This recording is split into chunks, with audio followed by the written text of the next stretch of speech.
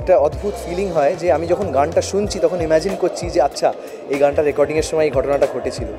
নতুনভাবে এই গানগুলোকে ভালোবাসতে আমরা শিখি বোধহয় এইগুলোর মধ্যে দিয়ে। বেসিক্যালি গল্প বলা তো সেইটাই মূলত মনে রাখা মাথায়। গান শোনানো হয় তাকে চান করানোর সময়, তেল মালিশ করানোর সময়, শোয়ানোর সময়, সব সময় গান শোনানো হচ্ছে এবং গান জীবনে একটা এত বড় অঙ্গ, ওটাকে বাদ রাখবো কী করে।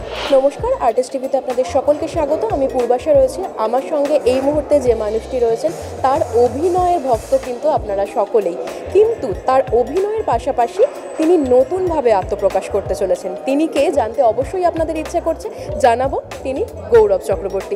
স্বাগত artist TV. Thank you so much. প্রথমেই বলো কেমন আছো? ভালো আছি। এই যে যেটা বললাম, তোমার অভিনয়ের পাশাপাশি নতুনভাবে তোমার একটা আত্মপ্রকাশ ঘটতে চলেছে। সঞ্চালক গৌরবকে দেখতে পাবেন দর্শকরা, ব্যাপারটা কি একটু খোলসা করো তো? আমি প্রথমত ভীষণ এক্সাইটেড যে একটা নতুন কাজ যখন আসে, নতুন ধরনের কাজ যখন করার একটা সুযোগ আসে, একটা চ্যালেঞ্জ থাকে তার মধ্যে, আর একটা এক্সাইটমেন্ট থাকে। তো সেইটা আমার মধ্যে ভীষণভাবে কাজ করছে। এবং হ্যাঁ, সঞ্চালক হিসেবে আমি এর আগে শুধুমাত্র অডিও মিডিয়ামে কাজ করেছি।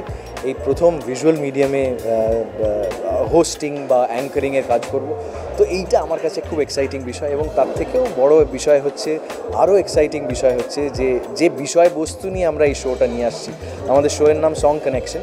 এই শোটা হবে সমস্ত যেই গানগুলো আমরা শুনে বড় হয়েছি, পুরনো গান, নতুন গান, সেই সমস্ত গানের পেছনে যে গল্পগুলো, যে ট্রিভিয়া, যে ব্যাক স্টোরি, যে এই গানগুলো যে মানুষগুলো তৈরি করেছে, সেই মানুষগুলোর জীবনের কিছু ঘটনা, তাদের জীবনের কিছু গল্প, সেইগুলো আমরা ভাগ করে নেবো দর্শকের সঙ্গে এবং তার সঙ্গে সঙ্গে সেই গানগুলোও শোনানো হবে।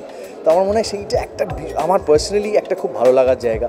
এবং এই ধরনের ব্যাক স্টোরিগুলো জানতে পারলে তুমি মানে খুব ইউনিক কিন্তু ব্যাপারটা, ট্রিভিয়াটা যেটা জানা, আমরা হয়তো গানটা জানি কিন্তু গানের নেপথ্যের যে গল্পটা সেটা কিন্তু অনেক সময় অজানা থেকে যায়। সেইটাই। এবং তার সঙ্গে সঙ্গে কি হয়, এই গানগুলো তৈরির গল্পগুলো যখন জানতে পারি তখন গানগুলো শুনতে আরও নতুন করে ভালো লাগে।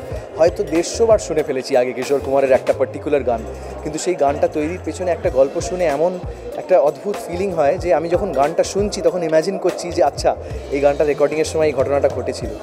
নতুনভাবে এই গানগুলোকে ভালোবাসতে আমরা শিখি বোধহয় এইগুলোর মধ্যে দিয়ে।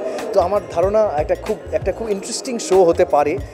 আশা করব যে আমরা সকলে মিলে একটা ভালো কিছু দর্শককে উপহার দিতে পারি। তুমি একটা জি বাংলা সিনেমা যেটা বলা হচ্ছে, হোক না একটু ম্যাজিকের অপেক্ষায় তো দর্শকরা রয়েছেন। তোমাকে আরেকটা জিনিস যেটা জিজ্ঞাসা করব, সঞ্চালক গৌরব, এই যে হোস্টিংয়ের জন্য যে খুঁটিনাটি বিষয়গুলো, কোন কোন দিকগুলো মূলত নিজে মাথায় রাখছো?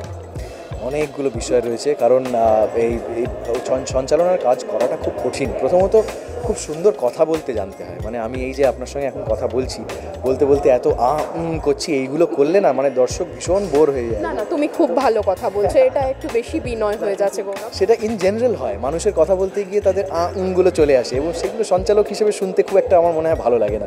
তো এই ছোট ছোট জিনিসগুলোর ওপরে কাজ করা এবং একটু সচেতন থাকা যাতে এই ধরনের ঘটনা না ঘটে। এবং তার সঙ্গে সঙ্গে বেসিক্যালি গল্প বলা তো সেইটাই মূলত মনে রাখা মাথায়, যে আমি ক্যামেরার সামনে কথা বলছি বা আমি একটা কাজ করছি এইভাবে না ভেবে আমি কয়েকজন মানুষকে একটা গল্প শোনাচ্ছি। এইভাবে ভাবলেই আমার মনে হয় যে অটোমেটিক্যালি সেটা দেখতে বা শুনতে খুব ভালো লাগে। গল্প শোনাচ্ছ, গানের নেপথ্যের গল্প শোনাচ্ছ। গল্প তো চলতেই থাকে, আর গানের সঙ্গে তো একটা ওতপ্রোতভাবে কানেকশন সবারই থাকে। তোমায় যদি বলি কোন গানটা মূলত এখন লুপে শুনছো বা শুনেছো, এরকম কিছু গান কি রয়েছে? প্রচুর গান রয়েছে আমার। রিধিমার প্রচণ্ড ভালো লাগে নতুন আধুনিক বলিউড গান শুনতে, এবং কিছু গান এত ভালো লেগে যায় যে সারাক্ষণ সেগুলো বারবার করে শুনতে থাকি। তবে আমাকে যদি পার্সোনালি জিজ্ঞেস করা হয়, আমি একটু পুরোনো দিনের গান শুনতেই বেশি ভালোবাসি। একদম শেষ করব আমরা আড্ডা। আর একটা জিনিস জানতে ইচ্ছে করছে, ধীর একদম খুব ছোট, সদ্য অন্নপ্রাশন গিয়েছে, তার বাচ্চাদের গান শুনিয়ে ঘুম পাড়ানোর এরকম একটা ব্যাপার থাকে। তুমি বা রিধিমা এরকম কি বাবা মা হিসেবে কোনো গান শুনিয়ে তাকে শান্ত করছো, এরকম কিছু রয়েছে? অবশ্যই, তাকে ভীষণভাবে গান শোনানো হয়। তাকে চান করানোর সময়, তেল মালিশ করানোর সময়, শোয়ানোর সময়, সব সময় গান শোনানো হচ্ছে। এবং গান জীবনে একটা এত বড় অঙ্গ, ওটাকে বাদ রাখবো কী করে। আর একটা জিনিস লাস্ট যেটা জিজ্ঞাসা করবো, সবাই উদ্বিগ্ন বেনুদার খবর নিয়ে, সবাইটা চিন্তিত ছিলেন, এখন কেমন আছেন? প্রথমেই জানাবো সকলকে অনেক ধন্যবাদ। এত ওয়েল উইশার্সের কাছ থেকে এত রকম উইশ পেয়েছি। বাবা এখন ভালো আছেন, বাড়িতে আছেন, একটা পেসমেকার বসেছে, এভরিথিং ইজ ওকে। অনেক শুভেচ্ছা থাকলো তোমার জন্য, খুব ভালো থাকুন। এতক্ষণ আপনারা দেখছিলেন গৌরব চক্রবর্তীকে। এরকম আরও বিভিন্ন আপডেটের জন্য অবশ্যই চোখ রাখুন আর্টিস্ট টিভি HD পর্দায়।